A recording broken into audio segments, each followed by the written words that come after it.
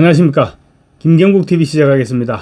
법제사법위원회의 대통령 탄핵 2차 청문회가 그야말로 개판으로 진행됐습니다. 이틀째 청문회가 열린 26일 정인과 참고인으로 채택된 24명 중 주요 정인 18명이 모두 불참했습니다. 김건희 여사와 모친 최은순 씨, 정진석 비서실장, 이원석 검찰총장 등 민주당이 정략적으로 선택한 핵심 정인들은 한결같이 출석을 거부했고 청문회는 제대로 진행될 수가 없었습니다. 일부 정인들은 불출석 사유서를 제출했으나 대부분의 정인들은 사유서조차 제출하지 않고 출석하지 않았습니다. 법사위와 정청래 위원장을 한마디로 개무시했던 것입니다. 그도 그럴 것이 탄핵 청문회는 청문회 개최 요건을 전혀 갖추지 못한 불법 청문회이기 때문에 정인들도 단호히 참석을 거부했던 것입니다. 특히 도이치모터스 주가 조작은 탄핵과는 완전히 거리가 먼 주제였죠. 사실상 김건희 청문회로 몰아가기 위한 포석이었다, 이렇게 볼 수 있는데 정인들이 응하지 않으면서 무산됐던 것입니다. 특히 청문회는 사기꾼 같은 종북주의자 최재형 목사라는 사람을 중심으로 그야말로 생쇼가 벌어졌는데 시종 일관 말도 안 되는 주장만 늘어놓았습니다.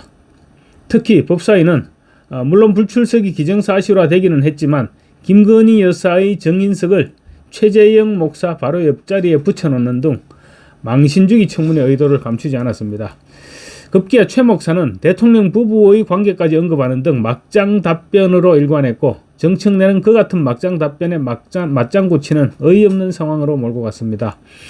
이날 청문회가 알맹이 없는 맹탕 청문회가 될 것이란 점은 정인들의 대거 불출석 통보로 정청래가 먼저 간파하고 있었음에도 불구하고 청문회를 강행했고 정청래는 오히려 자신의 제명 청원안 변작 가담 의혹으로 고발 가능성까지 제기됐습니다. 이날 청문회는 막말을 일삼는 정청래의 인품만큼이나 저질 청문회였다는 지적을 받고 있습니다. 마치 토크쇼를 하듯이 민주당 의원들과 최재형 목사가의 문답이 이어졌는데 과거 줄리 논란처럼 그런 저질스런 토크쇼로 끌고 가려는 의도도 엿보였습니다. 정인으로 나선 최재형 목사는 김건희 여사와 새벽에 카톡 문자를 주고받은 것과 관련해서 대통령과 한 침대를 쓰는 분이 외간 남자들이랑 통화하거나 카톡하는 것은 쉽지 않을 것이다. 사적인 것은 알 수 없지만 드러난 현상으로 보면 부부 생활은 없는 것 같다, 이런 말도 하기도 했습니다. 부부 생활을 언급한 최 목사나 이 같은 답변을 유도한 민주당 박지원 의원이나 선을 넘어도 한창 넘었습니다. 심지어 박지원 의원은 영부인이 새벽에 계속 문자를 보내고 남자들하고 1시간씩 막 전화하고 그러는데 그 이유를 뭐로 보느냐, 이렇게 묻기도 했습니다. 그러자 최 목사는 또 기다렸다는 듯이 야행성일 수도 있다, 이런 답을 했습니다. 정신 나간 질문과 답변이죠.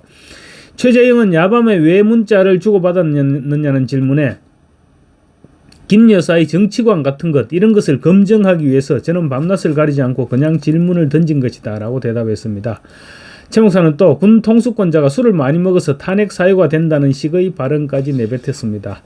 정말 뇌구조가 이상한 사람입니다. 누가 자기 보고 김 여사 정치관을 검증하라고 했습니까? 또 검증해서 김정은이한테 가져다 주려고 했는가? 더 문제는 종북주의자에게 이런 자리를 만들어서 바른 기회를 부여한 민주당이 더 이상한 집단이라고 할 수 있을 것입니다. 정청래는 한술 더 떴습니다. 정청래는 대한민국 국민들이 대통령 부인이 야밤에 이런 카톡을 한 것에 관해서 내용도 내용이지만 그 횟수에 대해서 정말 경악할 정도다. 옆에 있는 윤석열 대통령은 뭐하고 있었나라고 말했습니다. 그러면서 카톡의 내용도 경악스럽지만 새벽 3시, 4시 이 시간대에 이런 카톡을 주고받은 것도 도저히 이해가 되지 않고 납득도 되지 않고 솔직히 용서도 되지 않는다고 말했습니다. 아니, 영부인은 밤중에 카톡 주고받으면 안 됩니까? 왜 지가 용서를 하고 말고 얘기를 합니까? 대한민국 국회 법제사법위원회에서 대통령 영부인이 새벽에 외간 남자와 카톡을 주고받는다, 그리고 대통령 부부관계가 있다 없다, 이런 얘기를 아무렇지도 않게 내뱉는 것을 과연 정상이라고 볼 수 있습니까? 그리고 주고받은 카톡 내용이 진짜 이상한 카톡 내용이었습니까? 그것도 아니지 않습니까? 정말 정청래 이번 알고는 있었지만 이번 기회에 또 정청래의 밑바닥을 다시 한번 들여다볼 수 있었습니다. 정청래는 또 심지어 대통령 법무비서관 출신인 국민의힘 주진우 의원에게는 대통령 비서관 출신으로 부끄럽지 않나, 이렇게 말하게 됐습니다. 뭐가 부끄럽단 말입니까? 정말 이쯤 되면 막말 대잔치나 다름없는 말입니다. 정청래 이 같은 의사진행에 서울중앙지검 부장검사 출신인 국민의힘 곽규택 의원이 정청래 의원을 참교육시켰습니다. 곽 의원은 고위공직자범죄수사처 차장 직무대행을 맡고 있는 송창진 수사 2부장을 상대로 정청래에 대한 수사를 사실상 촉구했습니다. 정청래의 제명을 촉구하는 국회 국민동의청원서가 변조된 흔적이 있는데 배후에 정청래가 있다면 공수처에서 수사해야 한다는 논리였습니다.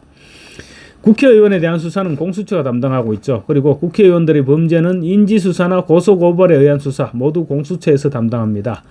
곽규택 의원은 형법 227조 2 공전자기록 위작 변작죄라는 생소한 법조항을 들고 나왔습니다. 당연히 법을 모르는 정청래가 알 리가 없죠. 심지어 공수처 수사 2부장도 모르는 조항이라고 했습니다. 이 조항은 사무 처리를 그르치게 할 목적으로 공무원 또는 공무소의 전자기록 등 특수매체 기록을 위작 또는 변작한 자는 10년 이하의 징역에 처한다고 명시되어 있습니다. 법 위반 시 벌금형 없이 바로 징역형으로 가는 중범죄 조항입니다. 그러면서 곽규택 의원은 국회 국민동의청원 홈페이지에서 동의 절차가 진행 중인 정청래 의원의 막말, 군모독, 품위 및 국격훼손 등에 관한 국회의원 정청래 제명에 관한 청원을 거론했습니다. 참고로 이 청원은 정청래 법사위원장 해임 촉구 청원과는 별개로 지금 열흘 만에 46,000명이 넘게 동의해서 조만간 소관 상임위 회부 조건인 5만 명을 채울 것으로 전망됩니다. 어저께 제 방송에도 말씀드렸습니다. 이 청원서의 청원 내용 사항이 제4항이 공란으로 변조되어 있습니다. 누군가 임의로 내용을 지워버리고 글자 수만큼 동그라미만 그려놓은 블라인드 처리가 되어 있습니다. 곽규택 의원은 청원을 올린 사람이 지웠을 리는 없고 누군가 임의로 지운 것이 분명하다. 그렇다면 공전자기록 위작 변작죄에 해당한다고 주장했습니다. 곽 의원은 그러면서 배후에 국회의원이 있다면 공수처에서 수사를 해야 하는 내용이 아니냐라고 송창진 공수처 수사 2부장을 상대로 물었고 송 부장은 공수처로 돌아가서 검토하겠다고 말했습니다. 뉴데일리 보도에 따르면 청원 내용 그러니까 블라인드 처리된 청원 내용 사항은 정청래의 아들 학폭과 관련된 사항으로 정청래 의원 본인의 제명을 촉구하는 청원안인 만큼 누군가 손을 댔다면 정청래가 관련이 있지 않겠느냐 이런 의혹을 제기한 것입니다.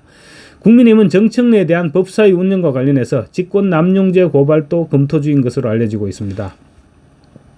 민주당은 이날 법사위 청문회가 정인들의 불출석으로 맹탕 청문회가 되었다는 지적을 받자 오후에는 청문회를 잠시 정회시키고 대통령실 관저 인근을 찾아가서 김건희 여사의 청문회 출석을 촉구하는 기자회견을 열기도 했습니다. 민주당 김성원 간사가 회견을 주도했는데 김성원은 코로나 치료제 개발 지원금과 관련한 의혹으로 지금 검찰의 소환을 통보받은 범죄 혐의자이기도 합니다. 민주당의 이 같은 행동에 국민의힘 법사위원들은 국회에서 맞불 기자회견을 열고 선동용 정치쇼를 그만하라, 김여사 모녀 등을 불러서 공개적으로 망신 주고 북한식 인민재판을 하려던 계획이 틀어지자 기다렸다는 듯이 용산으로 몰려갔다 이렇게 비판했습니다. 결국 법사위의 대통령 탄핵 2차 청문회 역시 1차 청문회와 마찬가지로 아무 소득이 없는 맹탕 청문회로 막을 내렸습니다. 그럼에도 불구하고 청문회에 재미를 붙인 정청래는 한동훈 특검법 청문회, 김건희 특검법 청문회를 계속 개최하겠다고 지금 목소리를 높이고 있습니다. 그래서 법사위는 최소한 22대 국회 전반기 법사위는 재기능을 하기 힘들 것이다. 이런 전망이 유력시되고 있습니다. 감사합니다.